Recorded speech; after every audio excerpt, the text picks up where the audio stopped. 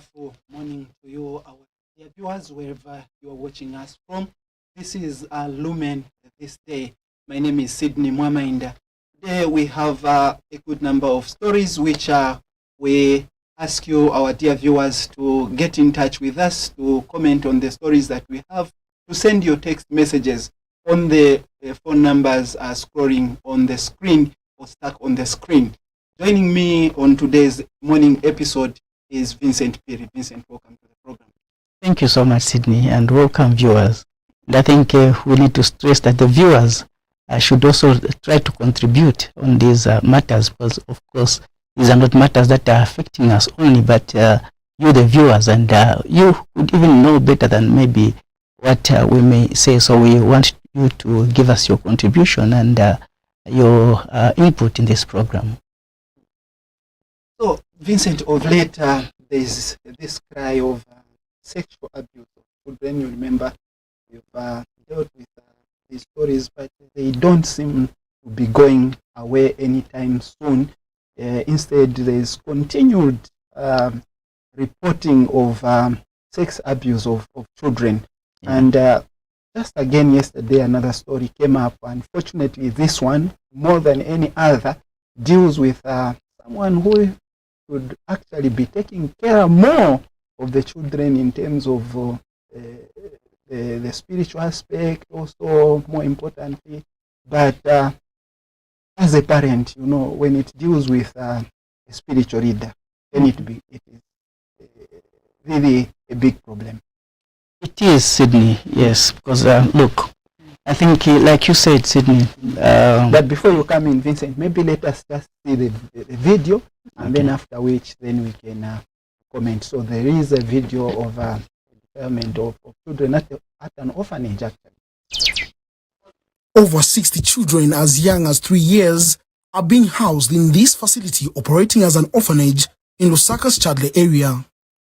The facility is not registered with relevant authorities. The orphanage has long been a subject of allegations of children being sexually abused at the facility. These allegations have sparked concerns about the safety and well-being of children at the orphanage. One of the victims reported the matter to Community Development and Social Security Minister Doreen Mwamba. Yesterday, we went and Guida, Ninenda Kuza Kazwa. Penina uza wakazi wa nani gwano ni menyo na oza nonuza te ondo kasta apologize kwa menso ya bantu uwono ngazina ya bishop ndi mwenna nyamukira nanda ku sta apologize na mukuru kireko pa vena kamba pokuna mizirani boza. Mrs. Mwamba visited the facility to inspect the state of the orphanage. After seeing the conditions and hearing the accounts of the children, the minister was unable to hold back her emotions and broke down in tears. We have a girl who has lived at this institution for 23 years. She came when she was 7 years. And all the years that she's been here, she has been sexually abused. This has to come to an end, and it has to come to an end today. Going forward, we will move with force, determination, and dedication to make sure that all the culprits are brought to book. After her visit to the orphanage, Mrs. Mwamba met with Bishop Davis Banda and his wife. The minister admonished the clergyman for his alleged actions and issued a stern warning to others who may be engaging in similar misconduct. Are you also aware that you are not allowed to import children from other areas and keep them under your roof? Are you aware? Banabanda, are you aware that? We know that you have been defiling those children, especially the girl children. We know, don't even be shocked. Bishop Banda and his wife have been arrested and are currently in custody, waiting court appearance. Mark Ziligone. Viewers, what a story. Vincent. Yeah, Sydney, what a story indeed. But like you said in preamble, Sydney, these are things that are happening almost every day now. Day doesn't pass without hearing a story of defilement. Every time you look into the newspapers and so on, and there are quite a number of them that are not even reported on the media, which are happening behind the doors, and this is happening every day. And unfortunately, these are things that are happening. The perpetrators, so to say, are the people that are supposed to be very close with them, elder brothers, uncles, and fathers. And this time around, we're talking about a clergyman who, of course, they are saying that they are supposed to be taking care of these children in an orphanage, but they are the ones that are defiling these children, which is for me is very, very, very wrong. And I think government should really come in seriously and punish these people that are into defilement. We've talked about these things, and I think it's high time that government should think seriously and give stiffer punishments to the people that are involved in defilement. Because look, a child's life is disturbed. They are in school, even their schooling is disturbed because of the trauma. I mean, they cannot focus. They cannot be themselves. The dignity is taken away because of the defilement that has happened. So for me, I think someone who does that to a young child, they are like killing a future. They are like taking something away from a child, and that person will no longer be the same. So for me, I think stiffer punishment should come in. In this case, a clergyman, the wife also seemingly also involved, because this child, when asked, she said she reported to the wife, and the wife is saying, "Oh, look, go and apologize to the man of God for what you have said, because you have accused the man of God." And then this girl goes there and apologizes to the man of God, and then what happens now? Meaning that even the wife is also involved. Now, if the wife is involved in such kind of a situation, then what are they trying to achieve, the two of them? Because of anything, I think, if anything, the wife is the one that is supposed to say, this is what is happening, and let me come in and say what I can do. But if the wife is also trying to shield, then it means even the wife is also part of the game. Now, we now come to think of it now, what is causing the wife to be involved in such kind of a situation? Is there anything else that they are gaining? Because maybe now both of them are gaining for the wife to support. Is there any gain for the wife to actually support this kind of situation? There now comes in, like I think last time we were talking about the witch doctors and so on. Maybe there could be something behind that is pushing them to do whatever they are doing, because at the end of the day, I don't think any woman would allow such kind of a thing. This case, this lady was talking about 16 years in that orphanage. And over those 16 years, there are a lot of other women, girls that are in that orphanage. And of course, maybe not, but it's quite obvious that he might have been abusing quite a number of them. And the way the woman came out, it also shows that the woman has been involved through and through in whatever the man was doing. Yeah. So for me, I think government should come in and come up with stiffer punishment, and try to come up with what is the root cause of all these things that are happening. Because at the end of the day, these things are not just happening. Yes, they are not just happening because there's no way someone can actually defile a child in certain instances as young as 2-3 years old. It doesn't make sense. So for me, I think there is something really that is happening behind all this, that is all this child abuse, sexual abuse that is happening. So for me, I think first of all, let us try to find out what is causing them to do whatever they are doing. Then find the cause. Then let us try to deal with the cause. If it's the witch doctors and so on, let us try to deal with the cause. Why are the witch doctors doing this, and how can we stop it? and if possible, ban the witch doctors that are doing such kind of things. And then, a society can actually change in that way. So for me, I think let us try to look at the root cause, because, like I said, it's almost every day. Today it's an uncle, the other day it's a brother, the other day it's a father, a neighbor, and so on and so forth. So I think if we don't do anything now, I think this thing will continue, and it will be happening like it's something that is legal. Yeah.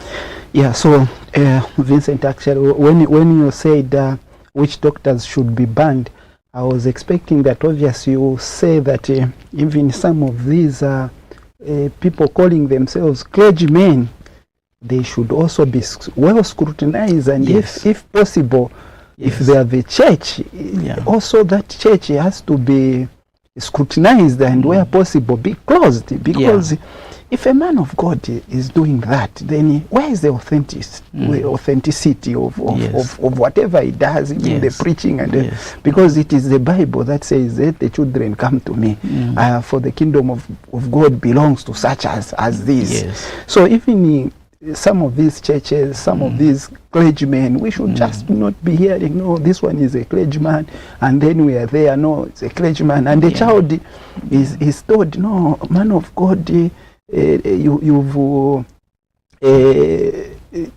tarnished the image of the man of God by what you've said. Go and apologize, which is sad. And then yes, I agree with you that stiffer punishments should be leveled on this man.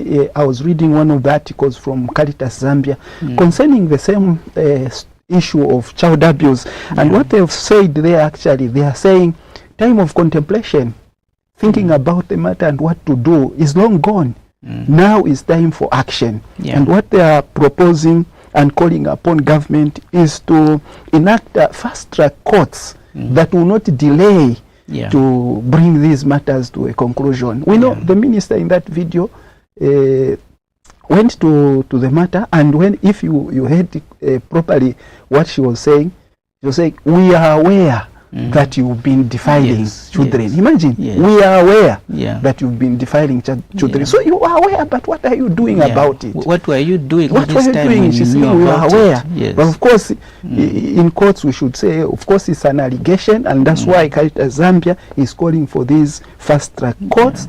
And then when these people are found wanting, they are also proposing that their cases should not be bailable. And then the punishment should be with hard labor, and then for many years. In that, maybe also we can say that these things should not only end up in meetings. We are aware that just yesterday the president was meeting the clergymen, engaging with them on the issues of is it values and principles of our land.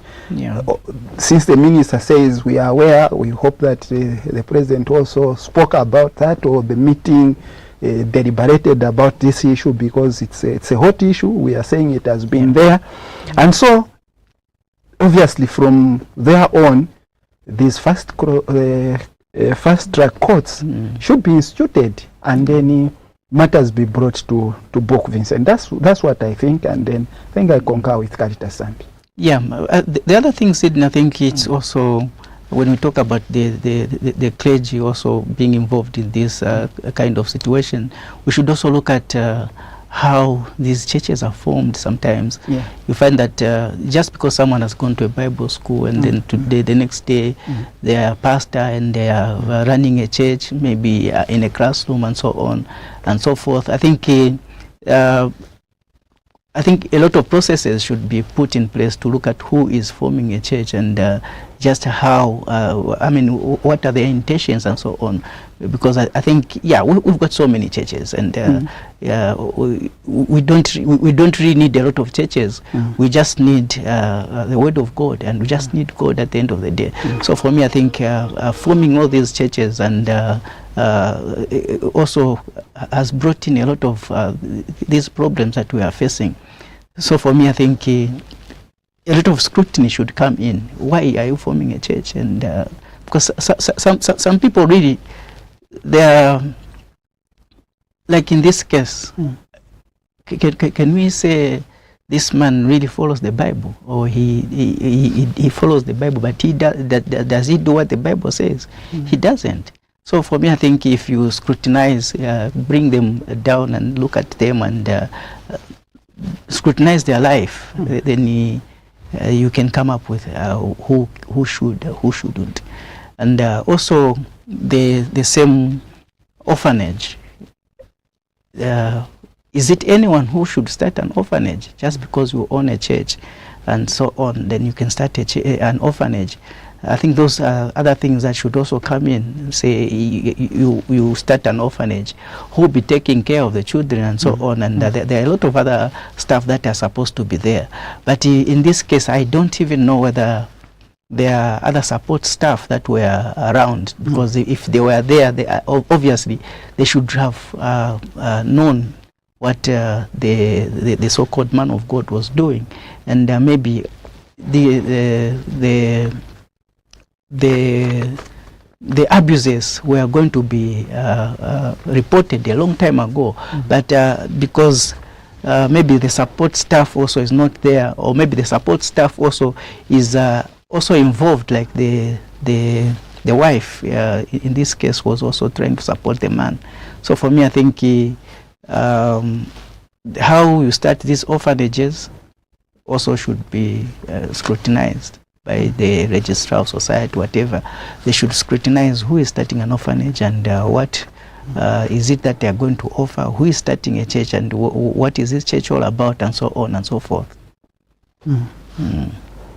Okay, so above all that, I think the other thing is we need a lot more of sensitization to our people, to our children, so that they are aware.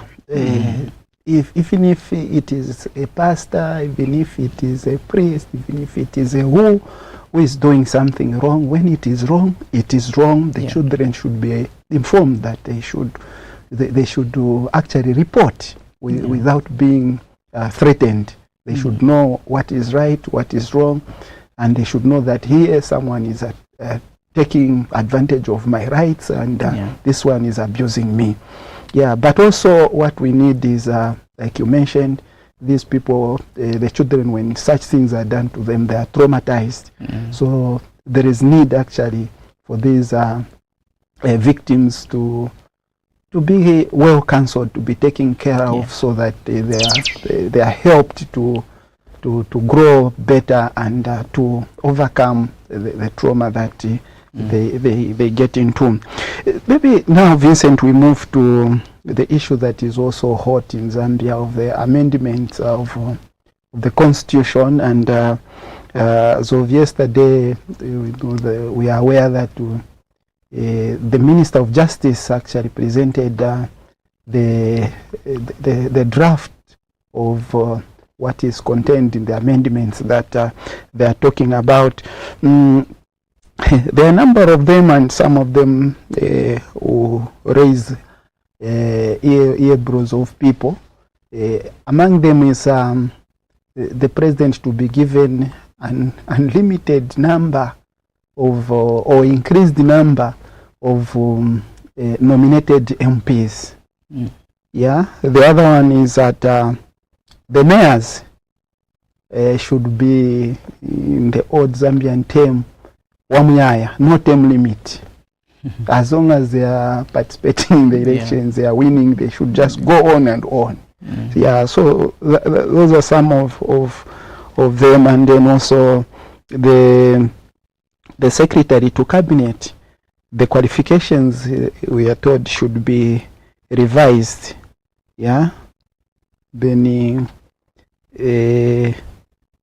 also the number of them actually, but I think for me, those are some. The proposal to revise the qualification of the office of the secretary to cabinet from 10 years to 5 years. And then a revision of the definition of child and adult, among them anyway. So I don't know, Vincent, what you think about giving the president an increase in the currently the president is allowed to nominate only 8 MPs. Yeah. Yeah.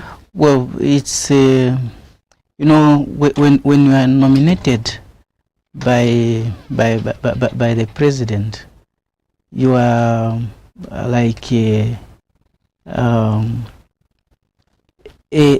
royal. I mean, you like become so royal to the president to an extent where sometimes you cannot disagree with what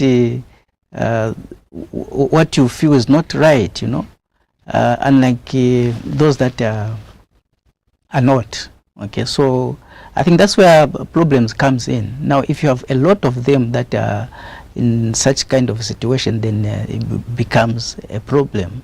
So yeah, for me, I think that's my take on when the president is allowed to nominate a lot of MPs.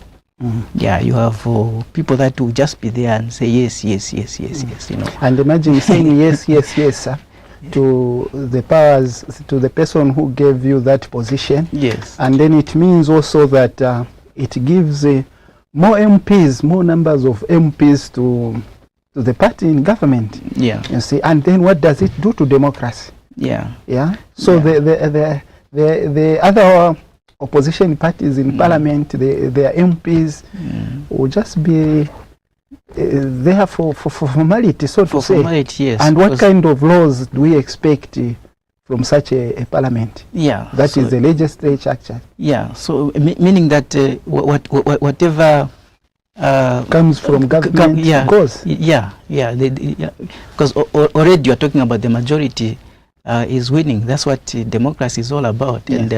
And this in this case, democracy has been defined by some individual who would say, okay, we are going to have more than 50%, and then the rest are just about 10%.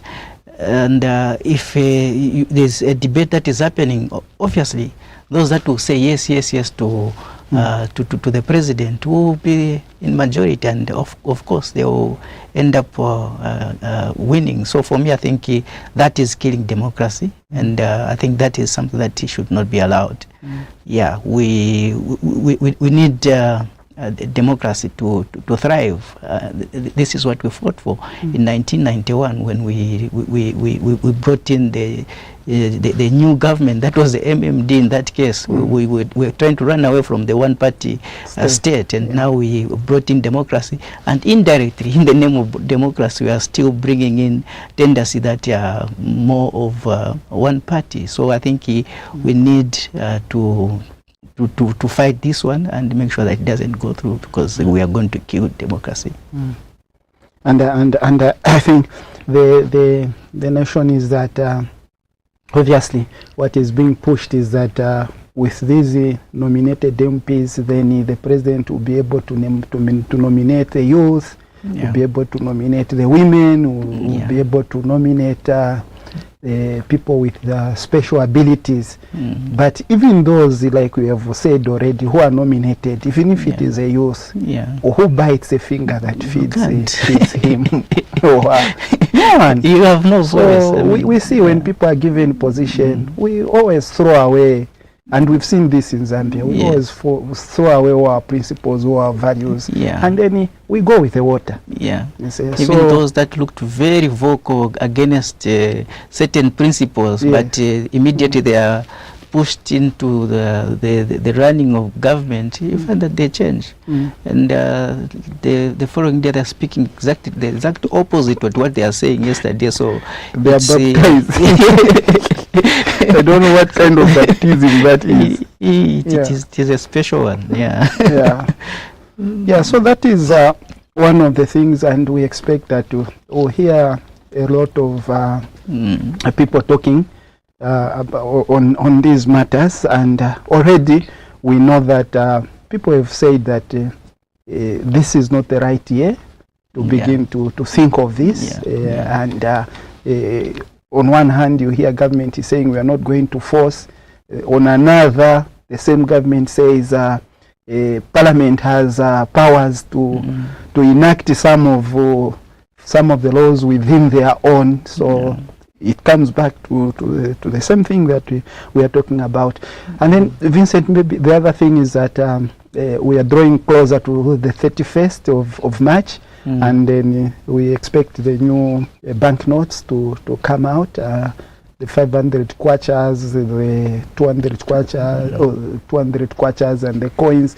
We talked about this. Don't know what will happen to the economy with that. People have made different comments about that.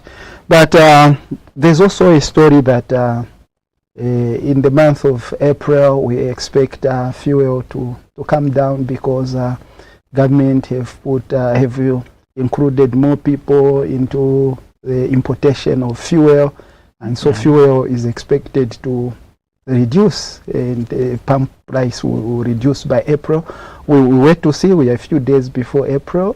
If it does, I think that should be good news, but we don't know how much, because sometimes we know fuel is increased by a big margin, and then when it is reduced, it's by coins. Especially that they are new coins. Maybe someone would want to say that they are working. Well, it's like you say, Sydney, that is good news if it reduces. But again, if it reduces, at least a good reduction, so to say. That's what will make sense, because I think as Zambians we're used to this kind of situation where this month the petrol pump price is up, the next day it is going down, and so on. And so if we're talking about April and we're able to sustain it even up to next year, then that would be okay. But if we are talking about April, then in May we see another increase, then it actually defeats the purpose of even talking about it before they even increase, because I think Zambians are used to this kind of situation where this month you have this kind of price, the other month, and so on. The other month maybe things just remain the way they were. So I think what we should hear is coming from April, we're going to reduce the pump price, and then we're going to maintain it maybe for a year and so on. Then I think the Zambians will be happy with that. But if we say it is going to reduce, and then whatever reduction, but still May comes and then we have another increase, then it doesn't really assist anyone. So today again, as we speak, obviously we expect that the Jesuit Center for Theological Reflection will give us a quarterly review of the food basket and see how we are doing. Hopefully there's some good news. We know that we are in the season when the fields are ripe, and people are eating from their fields, vegetables. Maize is ready on the market. We can see it, and then we'll see how we are doing. We hope that there's something good for Zambians. The rains have been good, like we've seen. I know also the other story that we can talk about as we conclude, Vincent. I don't think you had a good sleep the other night. Oh, the other night. Zambia was bashed 5-0. You spoke highly of Zambian contingent to Russia. They received 5-0. It was a serious baptism by the Zambian, by the Russian to the Zambian team. For me, that game, as much as it is a friendly, but I think the Zambians back home, I think they expected something. I didn't expect that kind of a beating, because I think we carried a team that looked okay. Of course, yes, we missed quite a number of good players in that team, but it was still good enough. The only problem that we had was quite a number of regulars that were missing in that defense, and I think that's where the Russians capitalized on, because if you look at actually they realized that in the first half of the game the Zambians had a problem in the defense. So what they did, they just decided to camp in our half and make sure that we don't start, because if we're able to start from the back, then we can progress and go forward and try to score a goal. So they decided to come and camp in our half, and of course pin us before you could even make a touch. They are already there, and then in the second half the Zambian team resorted to the long balls because they couldn't really make 2, 3, 4 touches, and of course the Russians were better than us when it comes to the ball control. So they were physically strong, and the ball control was better than the Zambian team. So they pinned us, and they were able to score the goals that they scored. But generally, I think the first half was okay for Zambia. Zambia looked like a team that can come and score a goal in the second half if they worked things around well. But unfortunately, it was the second half itself that the Russians realized and started pinning us in our own half, and it was very difficult for the Zambians to come out of there. And the coach made some changes in the second half towards the 70th mark. And I think the changes that he made made a bit of difference, because I think we had now players that were able to run with the ball, take on defenders. But yeah, I think time was not on our side. And also the Russians, of course, had grown confidence, and they knew that they are winning this one. All they needed was not to concede a goal, because they have played quite a number of games in recent times, friendlies, and they have not conceded any goal. So let us not also take anything from the Russians. They are also a very, very good team. Vincent, I think I will not ask you any further questions, because I know what a loss can do. We are all Zambians. We feel the same, that the reaction may be different.